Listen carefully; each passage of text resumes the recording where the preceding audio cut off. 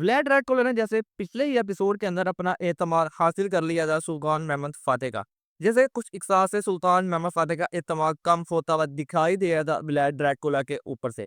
लेकिन पिछले एपिसोड के अंदर उसने पोंतस का शहंशाह डेविड के साथ मिलकर मंसूबा तरतीब दिया और मुकद्दस अमानतों का एक हिस्सा सुल्तान महमद फातेह के हवाले करके अपना एतमाद दोबारा हासिल कर लिया। लेकिन आने वाले एपिसोड के दोनों ट्रेलर के अंदर व्लाद ड्रैकुला ऐसा करता हुआ दिखाई दे रहा है, जिससे हो सकता है कि इसका एतमाद दोबारा खत्म हो जाए सुल्तान महमद फातेह का व्लाद ड्रैकुला के ऊपर से। और जब ये चीजें सारी पता चलेंगी सुल्तान महमद फातेह को, तो वो किस तरह पेश आएंगे, ये अब एपिसोड के अंदर ही हमें देखने को मिलेगा।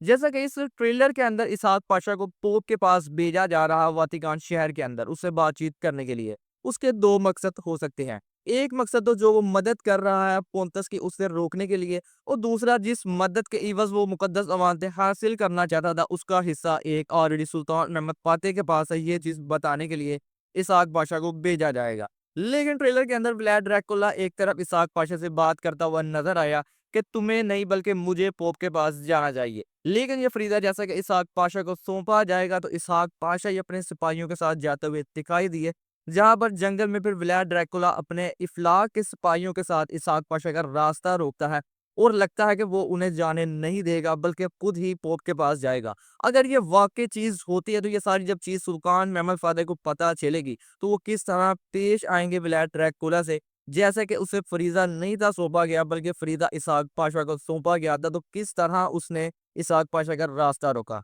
तो दूसरी तरफ जैसा कि कुर्चुद्वान ने ज़ैनुल आगा को मना किया था इस चीज से कि तुम व्लाद ड्रैकुला के पीछे अब नहीं जाओगे, लेकिन ज़ैनुल आगा अपनी हरकतों से बाज नहीं आने वाला। जैसा कि अपनी इसहाक को दोबारा बहाल करने के लिए इस ट्रेलर के अंदर व्लाद ड्रैकुला को खुलेआम धमकी देता हुआ भी नजर आया कि तुम्हारा दिल निकाल कर मैं यनीचरी के लोगों को पेश कर दूंगा।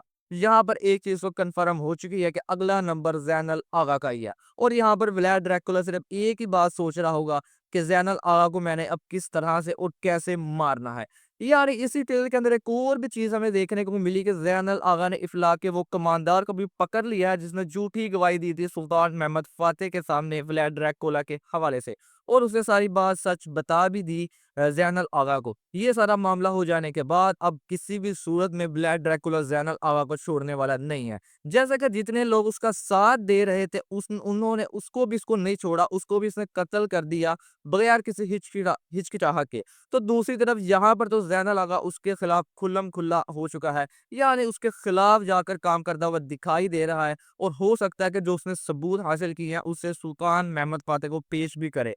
इससे पहले ही वो ज़ैनुल आगा का लगता है काम तमाम कर देगा आने वाले एपिसोड के अंदर, और साथ ही साथ आने वाले एपिसोड के अंदर एक और किले की फतह हो जाएगी। जैसे कि पोंतस का लगता है ये काफी ज्यादा अहम किला होने वाला है, जिसका फरीदा जैसे कि बाली बैरुन के अकंजी सिपाहियों को दिया जाएगा। इससे पहले भी हम ये चीज देखते हुए आए हैं, जब भी किसी किले को फतह करना होता है तो सुल्तान महमद फातेह बाली और अकंजी के ऊपर भरोसा करते हैं, और वो उनका भरोसा पूरी तरह से अदा करते हुए नजर भी आते हैं। और जैसा कि ट्रेलर के अंदर लग रहा है कि उन्होंने इस किले को भी फतह कर लिया है, यानी एक और मजेदार एपिसोड हमें देखने को मिलेगा इस हफ्ते। और आप लोग कमेंट करके जरूर बताइएगा, क्या लगता है कि इस एपिसोड के अंदर ही ज़ैनुल आगा का काम तमाम कर देगा व्लाद ड्रैकुला, या इससे आने वाले एपिसोड के अंदर। वीडियो अच्छी लगी हो तो वीडियो को लाइक जरूर कीजिएगा। मिलते हैं आपसे नेक्स्ट वीडियो में।